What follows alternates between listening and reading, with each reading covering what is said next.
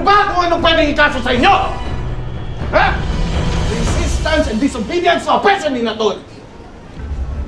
Sir, paano resistance po eh? Sumama naman sila sa inyo. Hindi, Alex, nakuha mo yung text ko. Ikaw, alam mo, kilala kita eh. Kilala niyo pala si Rene Barola at pinablatter niyo. Anak ko yun.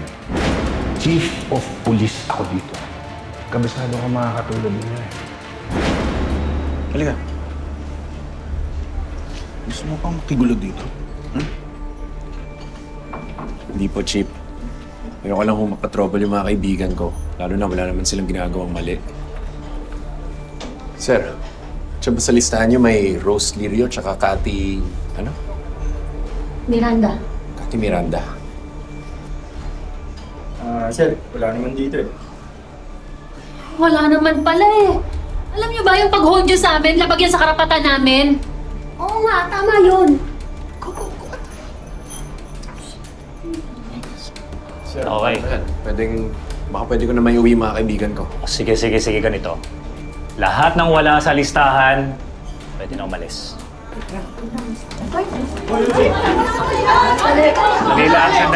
Sandali lang. Sandali lang. Akin na yung listahan. Sandali. Titignan ko. May pangalan. Sandali. Titignan natin. Ay, naku, buti na lang dito tayo umuwi ngayon. Mas masarap pa naman matulog sa kwarto pag umuulan kesa sa selda. Sabi ko naman sa'yo, wag mo na kaming sundan. Sanay naman kaming umuwi ng gantong oras. Gusto mong tawagin ko si Amira? Maya na. Mag-usap muna tayo. Nangangamoy away. Bestie, pasok muna ako sa kwarto ah.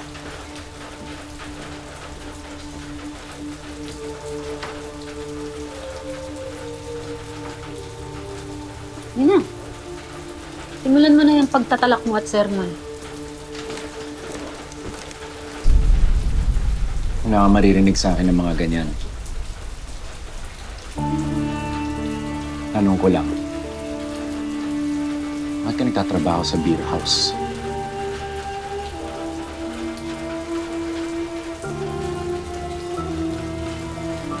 Para saan pa ba? Siyempre, para sa pera. Alex, ang dami naming utang. Paano namin mababayaran yun kung hindi ako magpapaka-practical?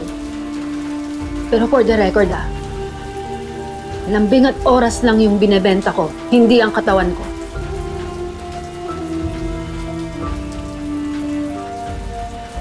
Sige. Naniniwala ako sa'yo. Pero Rose, paano pag dumating yung oras na ang laki na ng kinikita mo dyan? Baka hindi mo namamalayan, unti-unti ka na kinakain ng sistema. Minsan ko lang to sabihin sa'yo, pero tigilan mo na yan.